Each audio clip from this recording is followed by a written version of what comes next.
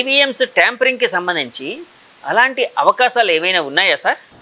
ఎందుకంటే ఈ దేశంలో ఓడిపోయిన ప్రతి నాయకులు కూడా ఈవీఎం గురించి మాట్లాడారు. అంటే వాళ్ళు గెలిచినప్పుడు ఈవీఎంలు బాగున్నాయి, ఓడిపోయినప్పుడు ఈవీఎంలు బాగులేవు అన్నవి చాలామంది కామెంట్ చేశారు. మరొక ఆసక్తికరమైన విషయం ఏంటంటే, ఇదే ఎన్నికల సంఘం ఏం చెప్తుందంటే, ఈ ఫోన్ కూడా మేము జప్తు చేసాం, ఈ ఫోనును పండేల్కర్కి ఇచ్చిన వ్యక్తిని కూడా అరెస్ట్ చేస్తామని చెప్పి అంటుంది. ఇక్కడే మనకి ట్విస్ట్ అనేది మనం గమనించాలి. ఈ ఫోనును పండేల్కర్ అనే వ్యక్తికి ఇచ్చిన వ్యక్తిని కూడా అరెస్ట్ చేశారు. ఆ వ్యక్తి ఎవరు? ఆయన ఎన్నికల సమయంలో ఎన్నికల అధికారిగా పనిచేసిన వ్యక్తి. ఎన్నికల సమయంలో ఎన్నికల అధికారిగా పనిచేసిన వ్యక్తి తన ఫోనును పండేల్కర్కి ఇచ్చాడంట. ఇస్తే తప్పే ఉందానికి అది. ఆ అభియోగం మీద పండేల్కర్తో పాటు ఆ ఫోన్ ఇచ్చిన వ్యక్తిని కూడా ఎందుకు అరెస్ట్ చేశారు? మన ఛానల్ నుండి వచ్చే ప్రతి వీడియో కూడా మీరు ఖచ్చితంగా లైక్ కొట్టండి. ఓకే, మీరు రాయగలిగితే తప్పనిసరిగా కామెంట్ కూడా వ్రాయండి. ఇది ఎవరూ మర్చిపోకండి. మీకు వీలైతే దేవుని ఆత్మ మిమ్మల్ని ప్రేరేపిస్తే ఇంకొక నలుగురికి దాన్ని షేర్ చేయండి. రాజకీయాల్లో గెలుపు ఓటమి అన్నవి సహజ సిద్ధంగా జరుగుతాయండి. రాజకీయ రంగంలోకి మనం తొంగి చూస్తే చాలా కాలంగా ఇదే మనం చూస్తాం. ఒక్కొక్కసారి ఒక్కొక్క పార్టీ గెలుస్తుంది, ఒక్కొక్కసారి ఒక్కొక్క పార్టీ ఓడిపోతుంది. గెలుపు ఓటములు అన్నది సహజం అని ప్రతి ఒక్కరూ తెలుసుకోవలసిన సత్యం. ఈ 2024లో జరిగినటువంటి ఎన్నికలు అనేటువంటివి నిజంగా ఎవరు ఊహించనటువంటి ట్విస్ట్ ఇచ్చాయా అని ఖచ్చితంగా అనిపిస్తుంది. సరే, సాధారణంగా ఎంత మేధావులైనా ఏ సర్వే తేల్చినా దాదాపుగా బొటాబొటీల మార్కులతోనే పాస్ అవుతారు ఇరు పార్టీలు. కూటమి కానీ జనసేన, టీడీపీ, కమలం కూటమి, వైసీపీ పార్టీ ఒక్కటే పోటీ చేసింది, మీకు తెలుసు. కనుక సాధారణంగా జగన్ గెలుస్తాడు అన్న సర్వేలు ఎక్కువగా వచ్చాయండి. అట్లాగే కొన్ని సర్వేలు కూటమి గెలుస్తుంది అన్నటువంటి రిజల్ట్ ఇచ్చాయి. టోటల్గా గట్టి పోటీ, ఒక పార్టీకి మరొక పార్టీ గట్టి పోటీ ఇస్తుంది అన్న సర్వేలే ఎక్కువగా మనం చూసాం. అయితే కానీ మనం ఎవరు ఊహించని రీతిగా మరి వైసీపీ పార్టీకి, జగన్ గారి పార్టీకి 11 సీట్లే రావటం అన్నది అందరూ నిర్గంతపోయినటువంటి విషయం. నిజం చెప్పాలంటే వ్యతిరేక పార్టీ వాళ్ళు కూడా నిర్గంతపోయారు ఈ రిజల్ట్ చూసి. వాళ్ళకు వచ్చిన రిజల్ట్ చూసి ఆశ్చర్యపోయారు. వైసీపీకి వచ్చినటువంటి వాటిని చూసి నిర్గంతపోయారు. వాళ్ళు కూడా ఎక్స్పెక్ట్ చేయలేదండి ఇంత డౌన్గా వస్తుందని. ఏమండో, కానీ ఒక విషయం ఇక్కడ మీకు గుర్తు చేస్తాను. అరే ఇదేంటబ్బా ఇంత డౌన్ అయిపోయాడా జగను అని భావించకండి. సరే, సహజంగా చెప్తున్నాను, చిన్న విశ్లేషణగా నాకు తెలిసినంతలో. నేనేమన్నా రాజకీయవేత్తన కాదు, ఏదో కాస్తా కోస్తో తెలుసు కానీ సంపూర్ణంగా తెలియదు. నా అభిప్రాయాలు కూడా 1-2 ముందుగా మీకు వివరించే ప్రయత్నం చేస్తున్నాను. ఇప్పుడు మనం 2019లోకి వెళితే ఏం జరిగిందండి? దాదాపుగా 151 సీటు వైసీపీకి వచ్చింది. అప్పుడు కూడా తెలుగుదేశం నిర్గంతపోవలసిన పరిస్థితి. వైసీపీ ఆశ్చర్యపడినటువంటి సంగతి, ఇన్ని సీట్ల మంత్రులు ఏంటి, ఎమ్మెల్యేలు, ముఖ్య నాయకులు ఇలాంటి వాళ్ళంతా కొట్టుకుపోయారు. సేమ్ 2024లో సేమ్ అదే మళ్ళా వేరే పార్టీకి జరిగింది. Same to same. ఒక్కసారి మీరు ఆలోచించండి. సరే, కాబట్టి దైవాధీనం అండి. క్రైస్తవ సమాజం ముఖ్యంగా ఈ విషయంలో చాలామంది కృంగిపోయారు, నాకు తెలుసు. ముఖ్యంగా వైసీపీ పార్టీ వెంట దళితులనండి, బీసీలనండి, ముఖ్యంగా క్రైస్తవ సమాజం దాదాపుగా 90% జగన్కి సపోర్ట్గా ఉంటారు నాకు తెలుసండి. నేను చెప్పేది ఏంటంటే ఎవరు కృంగిపోవద్దు. మనం క్రైస్తవ సమాజంగా మనకు దేవుడు ముఖ్యం. దేవుడు ముఖ్యం. దేవుడే ముఖ్యం. గుర్తుంచుకోండి, మన యేసయ్యే ముఖ్యం. తర్వాతే ఏ రాజకీయ పార్టీ అయినా, ఎవరి మీద మనకు అభిమానం ఉన్నా తర్వాతే, మన కన్నబిడ్డ అయినా, మన దేవుని తర్వాతే భార్య అయినా, భర్త అయినా, రక్త సంబంధులైన, అన్న చెల్లెళ్ళైనా, తల్లిదండ్రులైనా మన యేసయ్య తర్వాతే. ఇది క్రైస్తవ విశ్వాసం. సరే, కాసింత బాధ కలుగుతుందండి ఖచ్చితంగా. సరే, ధైర్యం తెచ్చుకోండి. ప్రభువుకి ఇష్టమైతే మరలా 2029లో ఎన్నికలు జరుగుతాయి. ప్రభువుకి ఇష్టమైతే ఖచ్చితంగా వైసీపీ పార్టీ మరలా గెలుస్తుంది. ఇది నా విశ్వాసం. అట్లా ఉంచుదాం. సరే, నేను మరీ డీప్గా చెప్పట్లేదండి. నేను ముందే చెప్పాను కదా, ఏదో క్లుప్తంగా మీకు వివరించే ప్రయత్నం చేస్తున్నాను. సరే, వాస్తవం చెప్పాలంటే ఏమండి, ఈ మాటలు అంటున్నందుకు క్షమించండి.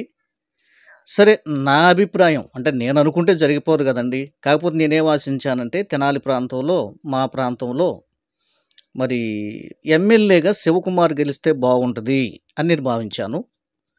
సరే, ఆయన ఓటమి పాలయ్యారు. తర్వాత నాదెండ్ల మనోహర్ గారు గెలవటం జరిగింది. ఆయన కూడా మంచి వ్యక్తి, సౌమ్యుడు, మంచిదే. సరే, అట్లా ఉంచుదాం. ఇకపోతే ఈసారికి జగన్ గారి ప్రభుత్వం ఆగితే బాగుంటుంది అని నేను భావించానండి. అదే నేను నా తోటి వారికి కూడా చెప్పాను. క్షమించండి, ఈ మాటలు మీకు బాధ కలిగిస్తాయి మీలో కొంతమందికి, తప్పుగా భావించకండి. సరే, ఎందుకంటే జగన్ గారంటే నాకేం ద్వేషం లేదండి. వాస్తవంగా వారిని నేను ప్రేమిస్తానండి. పార్టీ పరంగా కూడా అభిమానిస్తానండి. మరి వైసీపీకి సంబంధించిన అనేక మంది నాయకులతో నేను టచ్లో కూడా ఉంటాను దాదాపుగా. అయితే నేను ఎందుకు ఇలా భావించాల్సి వచ్చిందంటే, ఇది నా వ్యక్తిగతమైన అభిప్రాయం అండి. సో ఇది పెద్దగా మీరు పరిగణలోకి తీసుకోవాల్సిన అవసరం లేదు. అందుకని ఓట్లకు ముందు నేను ఎక్కడ కూడా వైసీపీ పార్టీకి ఓటేయండి, లేకపోతే తెలుగుదేశం పార్టీకి ఓటేయండి అంటూ ప్రాంతీయ పార్టీల విషయం నేను అసలు మాట్లాడలేదు. మీకు గుర్తు ఉండే ఉంటుంది. నేను కేవలం కాంగ్రెస్ గెలవాలి, మోదీ గారు ఓడిపోవాలి అనే నేను మీతో మాట్లాడాను 2-3 వీడియోల్లో ఓట్లకు ముందు. మీకు తెలుసు, దేవుని మహాకృపను బట్టి మనం ఆశించినట్లుగానే నిజం చెప్పాలంటే మోదీ గారు నైతికంగా ఓడిపోయారు. ఏమండి, రామ మందిరం కట్టి ఆ ఉత్తరప్రదేశ్ను దున్నేద్దాం అనుకున్నారు. ఆ ప్రాంత ఓట్లన్నీ మనవే, రామ మందిరం కట్టాం, దేశంలో 400 సీట్లు సంపాదిస్తాం అంటూ విర్రవీగారు వాళ్ళు. కానీ వారి యొక్క గర్వాన్ని యేసయ్య అణిచేశాడు. ఇది మీ అందరికి కూడా తెలుసు. వాళ్ళు కనీసం మ్యాజిక్ ఫిగర్ కూడా అందుకోలేకపోయారు. సో పరిపాలన చేసే సీట్లు కూడా ఒక 274 రాలేదండి. సుమారుగా 240 చిల్లరేదో వచ్చినట్లుగా ఉన్నాయి. కనీసం వారు పరిపాలన చేయడానికి కూడా ఇతరుల మీద డిఫెండ్ అవ్వాల్సిన అగత్యత ఏర్పడింది. ఇది ఒక విధంగా క్రైస్తవ సమాజానికి మేలుకరమైన విషయం, ఇస్లాం సమాజానికి మేలుకరమైన విషయం, బీజేపీ వ్యతిరేకులందరికీ మేలుకరమైన విషయం. దేవునికి స్తుతి, మహిమ, ఘనత కలుగుగాక. కొంతలో కొంతైనా మనం ఆశించిందే జరిగింది. ఓకే అండి, రైట్. అది కేంద్ర సంబంధితమైనటువంటి విషయాలు అట్లా ఉంచుదాం. ఇకపోతే ఇక్కడ నేను ఈ ప్రాంతపు వాడిగా జగన్ గారు ఈసారి గెలిస్తే ఇక్కడున్నటువంటి రాజధాని 3 ముక్కలు అవుతుంది. అది నాకు ఇష్టం లేదండి. ఫస్ట్ నుంచి కూడా ఈ పాయింట్లో నేను వ్యతిరేకిస్తున్నాను. ఓకే, అమరావతి రాజధానిగా ఉండాలి. సాధారణంగా ప్రతి రాష్ట్రానికి ఒక చోట రాజధాని ఉంటుంది. 3 ముక్కలాటలాగా 3 ప్రాంతాల్లో ఉండటం అన్నది నాకు వ్యక్తిగతంగా ఇష్టం లేదు. ఈ పాయింట్ నేను మొదటి నుంచి వ్యతిరేకిస్తున్నానండి. సో కనుక ఈసారికి జగన్ గెలిస్తే ఖచ్చితంగా వైజాగ్లో ప్రమాణం చేస్తాను అంటూ ఆయన ముందే స్టేట్మెంట్ చేశారు. అది నాకు కాస్తంత బాధ అనిపించింది. కాబట్టి ప్రభువా, ఈసారికి ఈయన జగన్ గారిని ఆగితే బాగుండు అనే నేనైతే కోరుకున్నానండి. సరే, నేను కోరాను కాబట్టి జరిగిందని కాదు, కానీ మొత్తం మీద జగన్ గారు ఆగటం జరిగింది. తెలుగుదేశం అనండి, లేకపోతే జనసేన అనండి, ఊహించినటువంటి విజయాన్ని వారు పొందారండి. సరే, ఇదొక వెర్షన్. సరే, టోటల్గా మనం క్రైస్తవులుగా ఏం చూస్తామంటే, ఎవరైనా సరే దేవుడు గెలిపిస్తే వారు గెలుస్తారు, వారు అధికారంలోకి వస్తారు, దేవుడు అనుమతిస్తేనే అన్నదే క్రైస్తవ విశ్వాసం. కాబట్టి అక్కడ మోదీ గారు మరలా వచ్చినా, ఇక్కడ చంద్రబాబు గారు తిరిగి వచ్చినా మన నమ్మకం ఏంటండి? కేవలం దేవుని చిత్తంలోని వీరు వచ్చారు అధికారంలోకి. కాబట్టి మనం ఏం చేద్దామండి, ఖచ్చితంగా క్రైస్తవులంగా ఖచ్చితంగా అధికారంలో ఎవరు కూర్చున్నా వారిని మనం గౌరవిద్దాం, వారిని మనం ప్రేమిద్దాం, వారికి లోబడి మనం జీవిద్దాం. ఓకే అండి. రోమాపత్రిక 13వ అధ్యాయం ప్రకారంగా మనం ఖచ్చితంగా ప్రతి క్రైస్తవుడు ఇలాగే చేసి తీరాలి. మన ప్రభుత్వాలను మనం గౌరవించాలి, మన దేశాన్ని మనం ప్రేమించాలి, మన దేశం కోసం, క్షేమం కోసం, ప్రజల క్షేమం కోసం, అధికారుల క్షేమం కోసం, పరిపాలకుల క్షేమం కోసం మనం ఖచ్చితంగా ప్రార్థనలు చేయాలి. ఇది మన బాధ్యత, గుర్తుంచుకోండి. ఓకే. అయితే జగన్ గారు ఓడిపోవటం అన్నది, ఇంత దారుణంగా ఓడిపోవటం అన్నది నేను కూడా జీర్ణించుకోలేనటువంటి పరిస్థితి అండి. నాకు కూడా చాలా బాధ అనిపించింది. పరిపాలన వికేంద్రీకరణ, 3 రాజధానులు అన్నటువంటి విషయాలు కొద్ది కాస్తంత ఇబ్బంది అనిపించినాయి. ఇంకా చిన్న చిన్న విషయాలు ఉన్నాయండి. ఇప్పుడు సచివాలయాలు పెట్టారు. సచివాలయాలు పెట్టి టీచర్స్ మీద, స్కూల్స్ మీద వీళ్ళ అజమాయిషి ఏంటండి, అది కూడా నాకు నచ్చల. అంటే ఇది నా వ్యక్తిగత అభిప్రాయం అండి, క్షమించండి కొంతమందికి ఎవరికైనా బాధ కలిగితే. సో ఇట్లాగా కొన్ని లోపాలు ఉన్నాయి. సహజం అండి, మనిషి అన్నాక ఏ పార్టీ అయినా కొన్ని లోపాలు ఉంటాయి. అలాగే జగన్ గారు చాలా చాలా మంచి పనులు కూడా వారు చేశారు. ఖచ్చితంగా మనం అప్రిషియేట్ చేయాలి. ఖచ్చితంగా ప్రజారంజక పరిపాలనే జగన్ గారు అందించారనే నేను నమ్ముతున్నాను. అందున ఆయన ఒక క్రైస్తవ సీఎంగా ముద్రపడ్డారు. అయితే నేను నిస్వార్థంగా క్రైస్తవ సీఎం అయినా సరే, ఒకవేళ చంద్రబాబు గారు, పవన్ కళ్యాణ్ గారు, బీజేపీ ప్రభుత్వం క్రైస్తవులను విమర్శ చేస్తుంది, క్రైస్తవ్యం అంటే సరిగా గిట్టదు, ఏదో ముట్టనట్టుగా ఉంటారు, ఇలాంటి అభిప్రాయాలు ఉన్నప్పటికీ నేను న్యాయబద్ధంగా ఈ ప్రాంతపు వాడిగా కొన్ని విషయాల్లో ఇలాంటి ఆలోచన నేను కలిగి ఉన్నానండి. ఇది నేను మనసు విప్పి మీతో ధైర్యంగా మాట్లాడుతున్నా. ఏమండి, ఎవరు ఈ విషయంలో ఏమీ అనుకోవద్దు. జస్ట్ ఉన్నది ఉన్నట్లుగా మీతో నా మనసులోని మాట మీతో పంచుకుంటున్నా, మన వ్యూవర్స్తో, అంతే. అయితే సరే, ఈ విధానంలో మరి ఈవీఎంస్ అనేటువంటివి ట్యాంపరింగ్ జరిగాయి అన్న ఒక రూమర్, దుమారం రేగింది. ఎక్కడో ఏదో జరిగింది, లేకపోతే ఇంత ఘోరంగా ఓటమి రావటం ఏంటి అన్నది కూడా ప్రశ్నే. జగన్ గారే చెప్పారండి.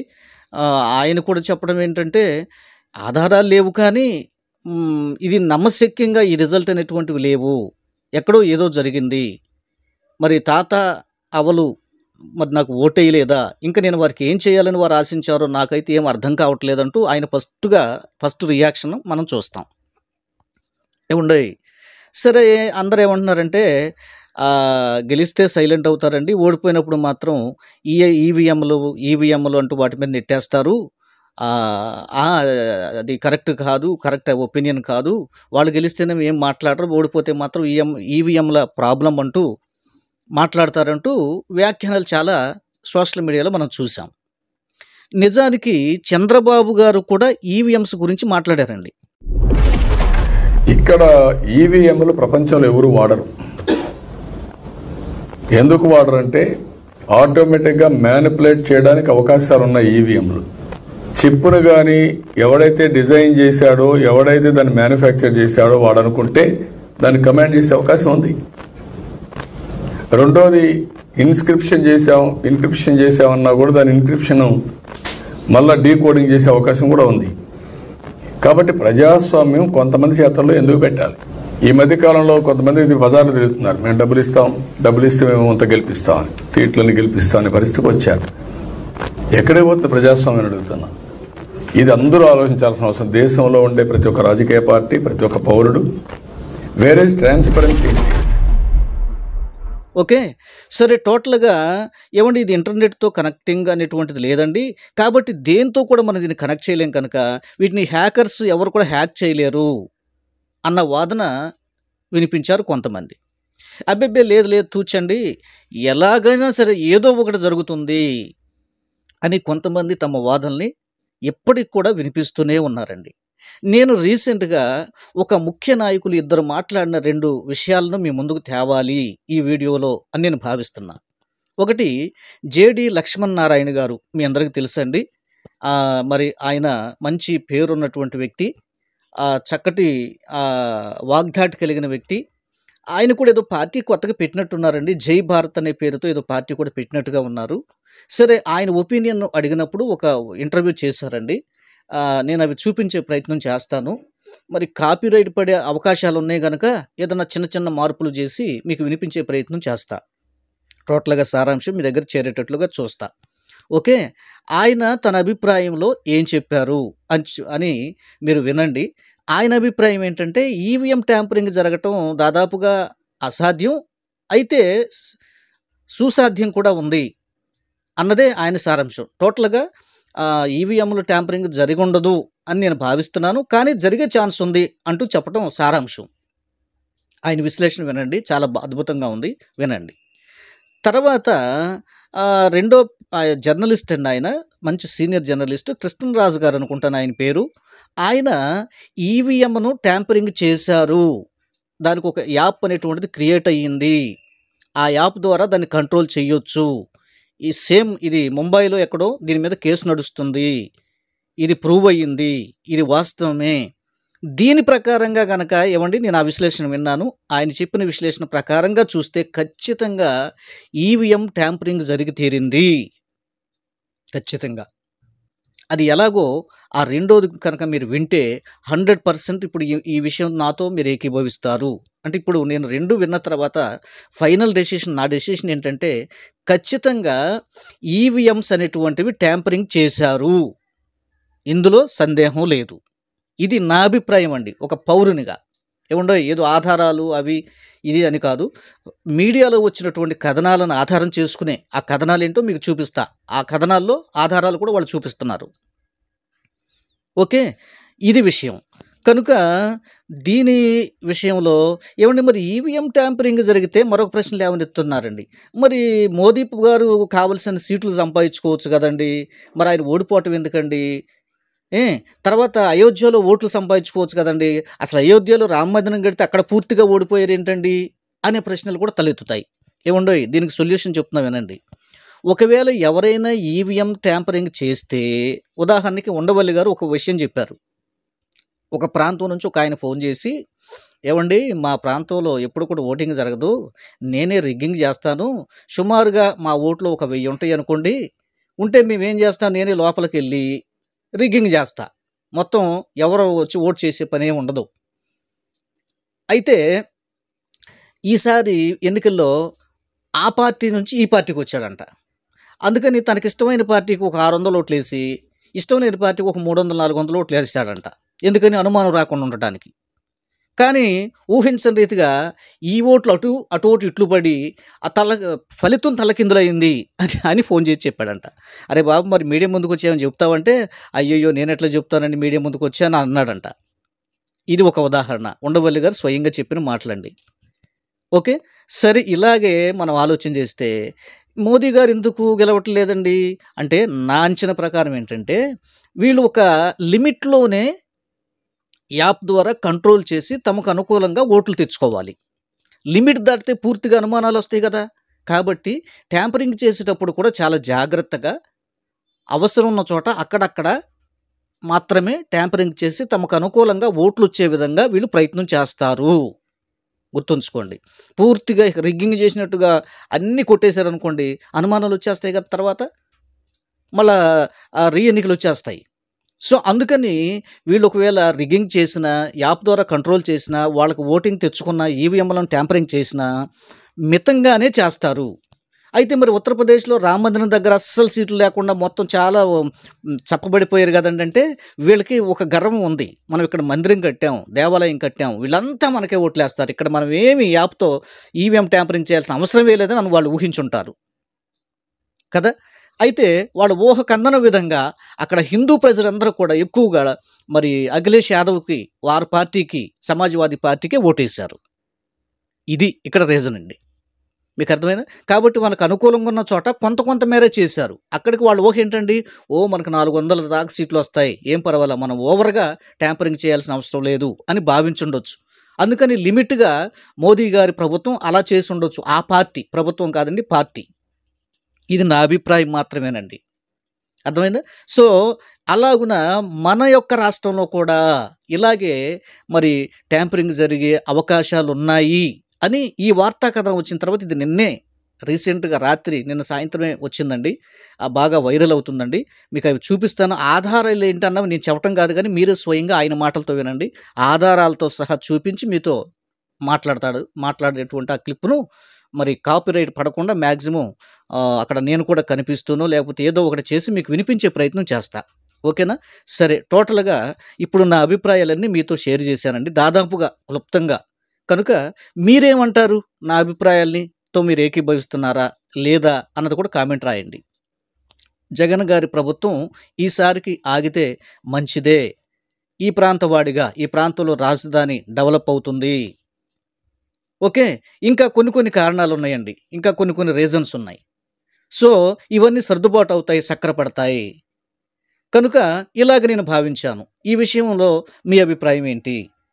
సో టోటల్గా మీరు వీడియో మొత్తం విన్న తర్వాత మీరు ఖచ్చితంగా మీ అభిప్రాయాలు ఏంటో, ట్యాంపరింగ్ జరిగి ఉంటుందా జరగలేదా, లేకపోతే అసలు ఏం జరిగింది అన్నటువంటిది మీరు ఖచ్చితంగా మీరు జేడి లక్ష్మీనారాయణతో ఏకీభవిస్తున్నారా వారితో, లేక కృష్ణరాజు గారు అనేటువంటి ఆయన చెప్పినటువంటి వాదనతో మీరు ఏకీభవిస్తున్నారా? ఖచ్చితంగా కామెంట్ రాసి తీరండి.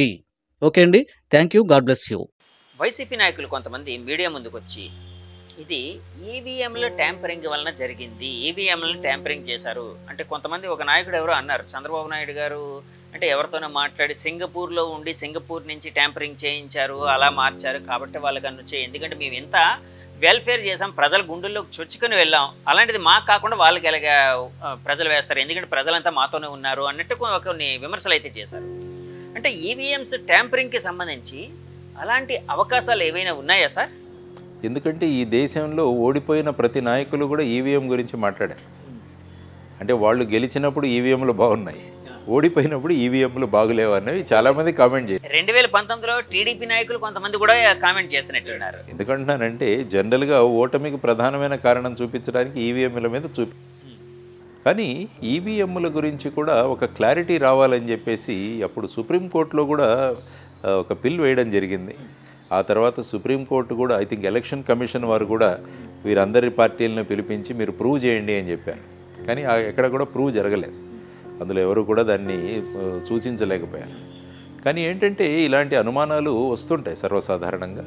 కాబట్టి ఈ అనుమానాలను తీర్చాల్సిన బాధ్యత కూడా ఎలక్షన్ కమిషన్ ఉంది. ఇది ఎలా ట్యాంపర్ ప్రూఫ్ అన్న దాని గురించి, ఎందుకంటే 2014 ముందు వీవీప్యాట్ ఉండేది కాదు, ఈ అనుమానాలు వస్తున్నాయని వీవీప్యాట్ ఇంట్రడ్యూస్ చేయడం. అంటే అంతకుముందు ఎలాగుందంటే ఈ బ్యాలెటింగ్ యూనిట్ ఉంటుంది, తర్వాత వచ్చేసి కంట్రోల్ యూనిట్ ఉండేది ఇంతకుముందు. కాబట్టి నేను నొక్కిన తర్వాత అక్కడికి పడిందని నేను అనుకుంటాను, కానీ ఈ నొక్కింది అక్కడికి ట్రాన్స్మిట్ అయిందా లేదా నాకు తెలియదు. అందుకనే వీవీప్యాట్ అన్నదాన్ని ఒకదాన్ని ఇంట్రడ్యూస్ చేసి ఆ స్లిప్ అనేది రావడం, కానీ మీకు ఒక 7 సెకండ్లు ఒక స్లిప్ కనపడుతుంది, ఆ తర్వాత అది డ్రాప్ అయిపోయింది. తర్వాత ఏంటంటే ప్రతి అసెంబ్లీ నియోజకవర్గంలో కూడా ఒక 5 వీవీప్యాట్లని 5 ఈవీఎంలని ర్యాండమ్గా సెలెక్ట్ చేసి కౌంట్ చేయాలి. అంటే ఈ 2 టాలీ అవ్వాలి. సో ఈ విధమైన జాగ్రత్త కూడా తీసుకోవడం జరిగింది. అయినా కూడా ఇంకా రకరకాల అనుమానాలు ఉన్నాయి. సోర్స్ కోడ్ ఏదైనా వేరేగా రాయొచ్చు కదా అని కూడా కొంతమంది మాట్లాడారు. అందువల్ల ఏంటంటే ఎలక్షన్ కమిషన్ కానీ, భారత్ ఎలక్ట్రానిక్స్ కానీ, ఈసీఐఎల్ కానీ ఈ కోడ్ అన్నదాన్ని డిక్లేర్ చేయవచ్చు. ఇది మా కోడ్, ఈ కోడ్ మేము ఫాలో అవుతాం. ఇప్పుడు మీరు కూడా చూడండి, వాట్సాప్ కానీ సిగ్నల్ కానీ వీటిలన్నింటిలో ఏం చేస్తారంటే వాళ్ళ కోడు, ముఖ్యంగా సిగ్నల్ అన్న ఇది తీసుకుంటే అందులో అది ఓపెన్ కోడ్, ఓపెన్ సోర్స్. అంటే మేము ఏం కోడ్ ఫాలో అవుతున్నామని ప్రజలందరికీ తెలుపుతారు. సో అందులో ఏ విధంగా సెక్యూరిటీ ఉందని వాళ్ళు చూసుకోవచ్చు. కాబట్టి అటువంటి కోడ్ కూడా వీళ్ళు డిక్లేర్ చేయొచ్చు. ఎందుకంటే ఎక్స్పర్ట్స్ చాలామంది ఉంటారు, ఈ ప్రోగ్రామింగ్ ఎక్స్పర్ట్స్, వీళ్ళందరూ కూడా ఈ అనుమానాలు ఏవైతే ఉన్నాయో అనుమానాలను తీర్చాల్సిన బాధ్యత ఎలక్షన్ కమిషన్. కాబట్టి నా ఉద్దేశంలో జనరల్గా ఈవీఎంస్ అన్నవి ట్యాంపర్ చేయడానికి సాధ్యం కాదు. కానీ ఈ అనుమానాలు ఏవైతే రేకెత్తుతున్నాయో వాటి గురించి కంప్లీట్గా ఒక 100% ఈ విధంగా సోర్స్ కోడ్ కనుక డిక్లేర్ చేయగలిగితే ఇక ఈ అనుమానాలకు తావు ఉండదని నేను అనుకుంటున్నాను. సార్, సోర్స్ కోడ్ ఒకవేళ డిక్లేర్ చేశారనుకోండి, అది నెక్స్ట్ ఎలక్షన్కో లేకపోతే ఇంకో విధంగానో మిస్లీడ్ అయ్యే అవకాశం, లేకపోతే ఏదైనా చీటింగ్ చేసే ఆస్కారం. అంటే నేను అంటున్నాను ప్రతి ఎలక్షన్ ముందు ఈ సోర్స్ కోడ్ డిక్లేర్ చేయాలంటున్నాను. ప్రతి ఎలక్షన్ ముందు అంటారా, ఎలక్షన్ జరిగిన తర్వాత అంటారా? ముందే. ఎందుకంటే సోర్స్ కోడ్ నా చిప్ ఏదైతే ఉంటుందో ఆ చిప్ నాకు కంట్రోలింగ్ యూనిట్లో ఉంటుంది. సో ఆ చిప్ ఏ విధంగా సిగ్నల్ తీసుకుంటున్నది అనేది సోర్స్ కోడ్ తెలిసిపోతే ఏమవుతుంటే అందులో ట్యాంపరింగ్ చేయొచ్చా అన్న అనుమానాలు ఏవైతుంటే వీగిపోతాయి. ఎవరైనా చేసే అవకాశం ఉండొచ్చు కదండి, సైబర్ నేరగాళ్ళు ఇలాంటి వాళ్ళు. అది ఎప్పుడవుతుందంటే సైబర్ నేరగాళ్ళు ఎప్పుడవుతారంటే, ఇప్పుడు చూడండి, మీరు చిన్న నోకియా 1000 రూపాయల ఫోన్ కొనుక్కోండి, అది ఎవడో హ్యాక్ చేయలేడు, ఎందుకంటే అది ఇంటర్నెట్ కనెక్టెడ్ కాదు. ఎప్పుడైతే మీ ఫోన్ ఇంటర్నెట్ ఉంటుందో, మీ స్మార్ట్ ఫోన్లు ఇప్పుడు ఆండ్రాయిడ్ కావచ్చు, లేకుంటే iOS అంటే యాపిల్ ఫోన్ కావచ్చు, ఎప్పుడైతే దీంట్లో మీరు ఇంటర్నెట్ తెచ్చారో అప్పుడు దాని నుంచి లోపలికి ప్రవేశించడానికి అవకాశం ఇస్తున్నారు. కానీ ఈ ఎలక్ట్రానిక్ ఈవీఎం అన్నది అది దీనికి కనెక్టెడ్ ఉండదు, కనెక్టెడ్ కాదండి, కనెక్టెడ్ కాదు. It's a stand alone machine.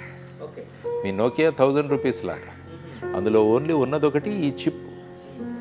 ఎప్పుడైతే మనం బ్యాలెటింగ్ యూనిట్ మీద నొక్కుతామో మనం తీసుకున్న దాన్ని వీవీప్యాట్కు ట్రాన్స్ఫర్ చేసి అక్కడి నుంచి కంట్రోల్ యూనిట్కి వెళ్ళేలాగా ఈ చిప్ చేస్తుంది.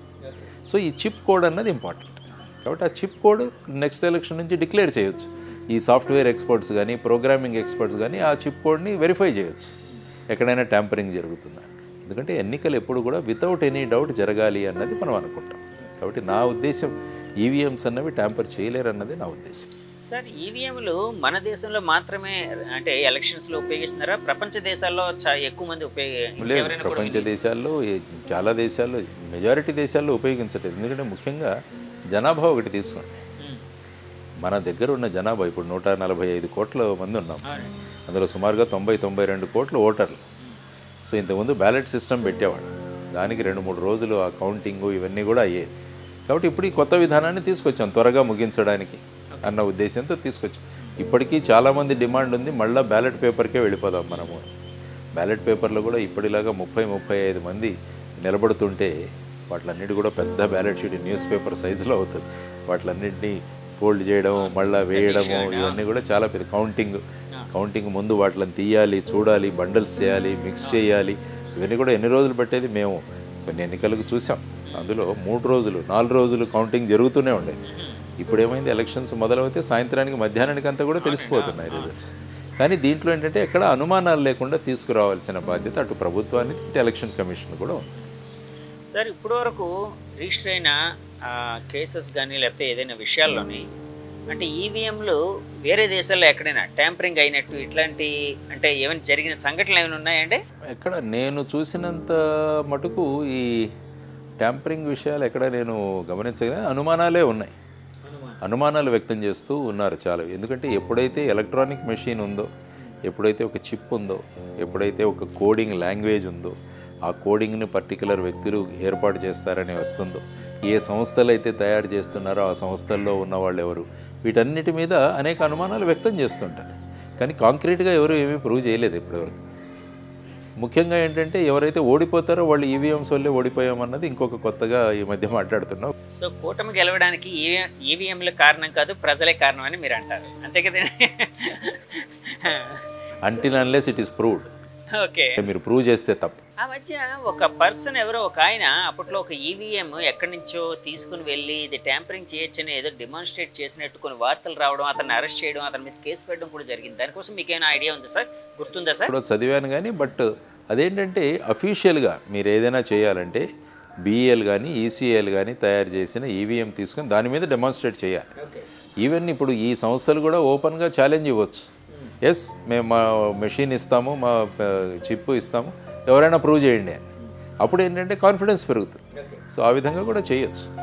నమస్తే, నా పేరు Krishnamraju VVR, president Andhra Pradesh editors association. దేశంలో సార్వత్రిక ఎన్నికలు ముగిశాయి, ఫలితాలు కూడా వచ్చేసాయి. కానీ ఎన్నికల సమయంలో ఉపయోగించిన ఎలక్ట్రానిక్ ఓటింగ్ మిషన్లపై ఇంకా అనుమానాలు కొనసాగుతూనే ఉన్నాయి. నిజంగా చెప్పాలంటే ఈ అనుమానాలు మరింత బలపడే విధంగా తాజాగా కొన్ని ఆధారాలు కూడా లభ్యమవుతున్నాయి. దీనికి తోడు ప్రపంచవ్యాప్తంగా కూడా ఈ ఈవీఎంల పనితీరు మీద అనుమానాలు వ్యక్తం చేస్తూ చాలామంది ప్రముఖులు తమ డౌట్స్ను వ్యక్తం చేయటం. తాజా ఉదాహరణ ప్రపంచ ప్రఖ్యాత టెక్ దిగ్గజం ఎలన్ మస్క్ కూడా ఈవీఎంలు అనేవి హ్యాకింగ్కు గురవుతాయి అని చాలా స్పష్టంగా చెప్పడం. అలాగే అమెరికాలో జాన్ ఎఫ్ కెనడీ కుటుంబానికి చెందిన జాన్ ఎఫ్ కెనడీ జూనియర్, ఆయన అధ్యక్ష ఎన్నికల్లో పోటీ చేస్తారు. ఆయన కూడా ఈ ఈవీఎంల మీద అనుమానం వ్యక్తం చేస్తూ అసలు వాటిని వాడొద్దని చెప్పారు. ఇది ఒక అంశం అయితే, భారతదేశంలో 1977లో వీటిని మొట్టమొదటిసారిగా ప్రయోగాత్మకంగా కేరళలో వాటిని ఉపయోగించినప్పుడు కూడా కొన్ని అనుమానాలు వచ్చాయి. అప్పటి నుంచి ఇప్పటి వరకు కూడా ఈ ఈవీఎంల మీద అనుమానాలు వ్యక్తమవుతున్నప్పటికీ, కోర్టుల్లో అనేక కేసులు వేస్తున్నప్పటికీ కూడా ఎన్నికల సంఘం ఒకటే చెప్తోంది, ఈ తమ వద్ద ఉన్న ఈవీఎంలు అనేవి హ్యాక్ ప్రూఫ్ ఈవీఎంలు, వీటిని హ్యాక్ చేయడం ఎవరికీ సాధ్యం కాదు, మ్యానిపులేట్ చేయడం కూడా ఎవరికీ సాధ్యం కాదు. ఎందుకంటే ఇవన్నీ కూడా ఇండిపెండెంట్ యూనిట్లు, వీటికి ఇంటర్నెట్తో కానీ బ్లూటూత్తో కానీ లేకపోతే మొబైల్ యాప్స్తో కానీ అనుసంధానం కావు అని చాలా స్పష్టంగా చెప్పుకుంటూ వస్తున్నారు. అయితే ఒక ఆసక్తికరమైన విషయం ఏంటంటే, ఈ వారంలోనే మహారాష్ట్రలో శివసేనకు చెందిన ఒక అభ్యర్థి కేవలం 48 ఓట్ల తేడాతో గెలిచాడు.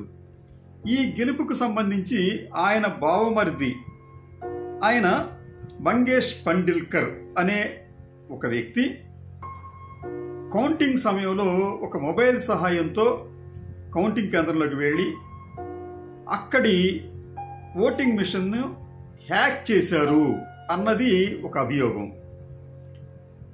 ఆయన ఈ హ్యాక్ చేయడానికి మొబైల్ యాప్ని వాడుకున్నారు. దానికి సంబంధించి ఆయనకు ఓటీపీ వచ్చింది. ఆ ఓటీపీ వచ్చిన తర్వాత ఆయన ఆ కంట్రోల్ యూనిట్ను హ్యాక్ చేశారు, మ్యానిపులేట్ చేశారు అన్నది ప్రత్యర్థుల అభియోగం. దీని మీద ఫిర్యాదు అందితే పోలీసులు ఈ పండేల్కర్ను అరెస్ట్ చేశారు.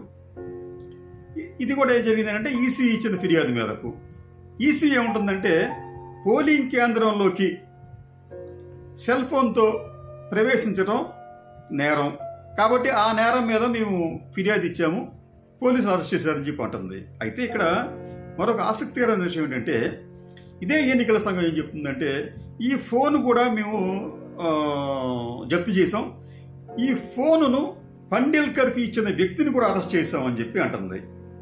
ఇక్కడే మనకి ట్విస్ట్ అనేది మనం గమనించాలి. ఈ ఫోనును పండేల్కర్ అనే వ్యక్తికి ఇచ్చిన వ్యక్తిని కూడా అరెస్ట్ చేశారు ఈసీ ఫిర్యాదు మేరకు. ఆ వ్యక్తి ఎవరు? ఆయన ఎన్నికల సమయంలో ఎన్నికల అధికారిగా పనిచేసిన వ్యక్తి. ఎన్నికల సమయంలో ఎన్నికల అధికారిగా పనిచేసిన వ్యక్తి తన ఫోనును పండేల్కర్కి ఇచ్చాడంట. ఇస్తే తప్పే ఉందానికి అది. ఆ అభియోగం మీద పండేల్కర్తో పాటు ఆ ఫోన్ ఇచ్చిన వ్యక్తిని కూడా ఎందుకు అరెస్ట్ చేశారు? ఎందుకు అరెస్ట్ చేశారు అంటే, ఆ ఫోన్ ఇచ్చిన ఆ అధికారి ఫోన్లో ఒక యాప్ ఉంది. అది ఈసీ అధికారికంగా అప్లోడ్ చేసిన యాప్ అది. ఆ యాప్తో ఈ ఎన్నికలకు సంబంధించిన ఓటింగ్ మిషన్లను మనం కంట్రోల్ చేయవచ్చు. అందుకనే ఎన్నికల సంఘం అతని మీద కూడా ఫిర్యాదు చేసింది. నిజానికి ఎన్నికల సంఘం ఇప్పటి వరకు కూడా ఇటువంటి యాప్ తమ వద్ద ఉంటుందని చెప్పిన పాపాన పోలేదు. కానీ అటువంటి యాప్ అనేది ఉన్నట్లుగా మనకి స్పష్టమైన సమాచారం ఉంది. దీనికి సంబంధించి ఒకసారి మనం ఒక గ్రాఫిక్ చూపిస్తాను మీకు. ఇది చూడండి ఒకసారి, మీకు కనిపిస్తుంది ఇది.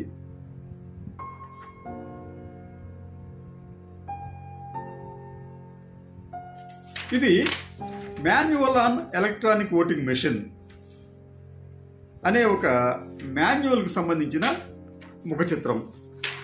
దీంట్లో 15వ పేజీలో చాలా స్పష్టంగా ఏం చెప్పారంటే, ఎన్నికల సంఘానికి ఒక మొబైల్ యాప్ ఉంది, ఆ యాప్ సహాయంతో మేము ఈ ఓటింగ్ మిషన్లను చెక్ చేస్తాము అని చెప్పి చాలా స్పష్టంగా ఉంది. అంటే గతంలో ఎన్నికల సంఘం ప్రకటించిన దానికి అంటే ఏం చెప్పారు వాళ్ళు, మాది హ్యాక్ ప్రూఫ్, బ్లూటూత్ కానీ ఇంటర్నెట్ కానీ లేకపోతే మరొకటి మొబైల్ సహాయంతో కానీ మా యూనిట్లను కంట్రోల్ చేయలేరు అని చెప్పిన ఎన్నికల సంఘం ఈ మాన్యువల్లో అంటే మాన్యువల్ ఆన్ ఎలక్ట్రానిక్ ఓటింగ్ మిషన్లో 15వ పేజీలో ఒక ఇది ఇచ్చారు. ఈ 15వ పేజీలో ఏం చెప్తారంటే వాళ్ళు, కొద్దిగా జాగ్రత్తగా నెమ్మది చదువుతారు. ఇది cell phones, cameras, spy pens etcetera not to be allowed inside the FLC. FLC అంటే ఇక్కడ ఫస్ట్ లెవెల్ చెకింగ్. ఇదేంటి ఫస్ట్ లెవెల్ చెకింగ్ అంటే ఈ పోలింగ్ కు ముందు ఒక ఎక్సర్సైజ్ చేస్తారు అధికారులు, ఉద్యోగులంతా కూడా. ఏంటంటే ఈ మిషన్స్ ఎలా పనిచేస్తాయి అని చెప్పి చెప్పడానికి వీటిని ఏమంటారంటే ఎఫ్ఎల్సి అంటే ఫస్ట్ లెవెల్ చెక్ అని చెప్పి అంటారు. ఇక్కడ ఏమంటారంటే inside the FLC hall and kept at the collection centre made out side the hall అని చెప్తూ except for 2 mobiles to be used by the election officials. అంటే ఇద్దరు ఎన్నికల అధికారుల వద్ద ఉన్న మొబైల్స్ తప్ప ఇక ఎటువంటి ఎలక్ట్రానిక్ గాడ్జెట్స్ ను కూడా ఈ ఫస్ట్ లెవెల్ చెక్ కేంద్రంలోకి తీసుకురాకూడదు. ఇది ఈ manual and electronic voting machine సంబంధించిన వాటిచిన గైడ్ లైన్స్. తర్వాత దాని కంటిన్యూషన్ ఏం చెప్తారంటే, మనం దానికి చెప్పినట్టు for 2 mobiles to be used by the election officials nominated by the DEO అంటే district level officer, district election officer for making FLC అంటే ఫస్ట్ లెవెల్ చెక్ ఓకే. అంటే ఫస్ట్ లెవెల్ చెక్ ని ఓకే చేయడానికి ఒక మొబైల్ ని వాడుకోవాలి. And 1 mobile to BEL ECIL engineers. రెండో mobile ని ఎవరికి అనుమతిస్తారు? ఈ యూనిట్ను తయారు చేసిన బిఈఎల్ భారత్ ఎలక్ట్రానిక్స్ లిమిటెడ్, అట్లాగే ECIL electronic corporation of India limited, వారిలో ఒకరికి ఒక ఫోన్ ఇస్తారు. ఇది ఈ యాప్ తో ఉన్న phone. Okay. And 1 mobile to BEL and ECIL engineers to mark FLC reject in EVMs using mobile app with proper reasons. సరైన కారణాలు చూపించి ఈ 2 మొబైల్ యాప్లను వారు ఫస్ట్ లెవెల్ చెక్ లో వాడతారు. దేనికి? ఈ మొబైల్ యాప్ ద్వారా ఈ కంట్రోల్ యూనిట్ కి సిగ్నల్స్ ను పంపించి ఫస్ట్ ఏం చెప్తారంటే ఫస్ట్ మొబైల్ ద్వారా ఈజ్ ఓకే అని ఈ మొబైల్ చెప్తే దానికి కంట్రోల్ యూనిట్ రెస్పాండ్ అయ్యి ఓకే అని చెప్తుంది. రెండోది, ఈసీఐఎల్ బిఎల్ దగ్గర ఉన్న ఇంజనీర్లు వాళ్ళు తమ దగ్గర ఉన్న మొబైల్ యాప్ తో మళ్ళీ ఇదే కంట్రోల్ యూనిట్ కి ఒక సందేశం పంపిస్తారు, ఓకే అన్నదాన్ని రిజెక్ట్ చేయమని చెప్పి. వెంటనే ఆ కంట్రోల్ యూనిట్ దాన్ని రిజెక్ట్ చేస్తుంది. అంటే ఎన్నికల సంఘం వద్ద సిగ్నల్స్ ఆధారంగా అంటే మొబైల్ సిగ్నల్స్ ఆధారంగా రెస్పాండ్ అయ్యే ఎన్నికల ఓటింగ్ మిషన్లు ఉన్నాయి. ఫలితంగానే ఈ మొబైల్ ద్వారా వాళ్ళు సిగ్నల్స్ పంపించి కంట్రోల్ యూనిట్ సిగ్నల్ పంపించి అవి ఓకే రిజెక్ట్ అని అంటే వాటిని పని చేయిస్తారు, ఓకే, తర్వాత రిజెక్ట్ చేయిస్తారు అదే మొబైల్తో. అంటే ఈ ట్రయల్లో ఈ యూనిట్లను కంట్రోల్ చేయడానికి ఎన్నికల సంఘం అధికారులు మొబైల్ యాప్లను ఉపయోగిస్తున్నారు. ఇది ఇప్పుడు మనకి కొత్తగా తాజాగా మనకి వెలుగులోకి వచ్చిన అంశంగా దీన్ని మనం భావించాలి. ఎందుకంటే ఇప్పటిదాకా అసలు దీని గురించి ఎప్పుడు కూడా మభ్య పెడుతున్నారు. అసలు అవన్నీ కూడా ఇండిపెండెంట్ యూనిట్లు, అసలు ఎటువంటి సిగ్నల్ కి రెస్పాండ్ కావు అని చెప్పిన వాళ్ళు తమ మాన్యువల్లో చాలా స్పష్టంగా చెప్తున్నారు. Except for 2 mobiles to be used by the election officials nominated by DEO for marking okay and 1 mobile to BEL ECIL engineers to reject in EMS electronic machines using mobile app with proper reasons. అంటే mobile app సహకారంతో మేము వాటిని test చేశాము అని చెప్పి చాలా స్పష్టంగా చెప్పారు. ఇట్లాగా మొబైల్ యాప్తో టెస్ట్ చేసిన విధానం ఉన్నప్పుడు ఇదే మొబైల్ యాప్తో ఓటింగ్ యంత్రాలను ఎందుకు నియంత్రించలేకపోతున్నారు, ఎందుకు నియంత్రించడం కష్టసాధ్యమవుతుంది? అది కూడా సాధ్యమవుతుంది కదా. అంటే దీనికి సంబంధించి ఇప్పటి వరకు ఉన్న అనుమానాలు క్రమంగా బలపడుతున్నాయి. ఈ మధ్యన కరణ్ దాఫర్ గారు ఒక ప్రత్యేకమైన కార్యక్రమం చేశారు ఈ ఎలక్ట్రానిక్ ఓటింగ్ మిషన్ సంబంధించి. ఈ సందర్భంగా ఆయన పలువురు ఈ ఎలక్ట్రానిక్ రంగంలో చాలా నిపుణులైన వారితో ఆయన ఇంటర్వ్యూ కూడా చేశారు. వారు చెప్పింది ఏమిటంటే ఎలక్ట్రానిక్ ఓటింగ్ మిషన్లు ఇండిపెండెంట్వే అని చెప్తోంది. దీంట్లో మొత్తం 3 యూనిట్లు ఉంటాయి. ఒకటి బటన్ సిస్టమ్స్తో అంటే ఎన్నికల గుర్తులు అభ్యర్థుల పేర్లతో ఉన్న ఒక యూనిట్, అది ఓటింగ్ మిషన్ కింద మనం భావించాలి. రెండవది వివిప్యాట్, అంటే ఇలా ఏ గుర్తుకైతే నొక్కారో ఆ గుర్తుకి సంబంధించి వివిప్యాట్లో ప్రింట్అవుట్ వస్తుంది, మనకు కనిపిస్తుంది. ఒక 7 సెకండ్స్ పాటు అది కనిపిస్తుంది, తర్వాత కట్టే కిందకి వెళ్ళిపోతుంది. అది 2వ యూనిట్. 3వ యూనిట్కి వచ్చేటప్పటికి కంట్రోల్ యూనిట్. ఇదే కీలకమైంది. ఈ నిపుణులు ఏమంటున్నారంటే మనకి పారదర్శకత అనేది ఫస్ట్ సెకండ్ లెవెల్లో వరకు కనిపిస్తోంది, థర్డ్ లెవెల్లో అంటే కంట్రోల్ యూనిట్ లెవెల్లో కనిపించడం లేదు. ఫస్ట్ లెవెల్లో మనమే వేస్తున్నాం, మనం చూసుకుంటున్నాం. ఏ గుర్తుంటే ఆ గుర్తు మీద మనం బటన్ మీద మనం నొక్కుతున్నాం. ఫస్ట్ లెవెల్లో ఓకే. సెకండ్ లెవెల్ మనం ఏ గుర్తుకైతే నొక్కామో అదే గుర్తు సింబల్ మనకు కనిపిస్తుంది, ఓకే. కానీ ఈ సమాచారం అంతా కూడా థర్డ్ లెవెల్లో ఉన్న ఈ కంట్రోల్ యూనిట్కి వెళ్ళాలి. అక్కడే ఈ గోల్మాల్ అంతా జరుగుతోంది, అక్కడే హ్యాకింగ్ జరుగుతోంది, అక్కడే మ్యానిపులేట్ జరుగుతోంది అన్న ఆరోపణలు వస్తున్నాయి. ఎందుకంటే మనం 1, 2 ఓకే అనుకున్నప్పుడు కూడా 3వది అదే వెళుతుందని చెప్పి నమ్మకం లేదు. కొంతమంది చెప్తున్నారంటే దీంట్లో మనం ఇలాగే మనం బటన్స్ నొక్కితే దాన్ని మనం ముందుగానే మనం ప్రోగ్రామ్ చేయొచ్చు. ఈ కంట్రోల్ యూనిట్కి ప్రతి ఓటుకి అంటే ప్రతిసారి బటన్ నొక్కితే అది ఎవరికి వెళుతుంది. తర్వాత నా 2, 3 నొక్కినప్పుడు ఎవరు నొక్కుతారో దానికి వెళ్లకుండా వేరే వాళ్ళకి వెళ్లే విధంగా దాన్ని మనం ప్రోగ్రామ్ చేయొచ్చు అన్నది వారి అభియోగం. దీనికి సంబంధించి ADR association for democratic reforms అనే సంస్థ కూడా సుప్రీంకోర్టుకు వెళ్ళింది. దీనికి సంబంధించి ప్రశాంత్ భూషణ్ గారు కూడా వాదిస్తున్నారు.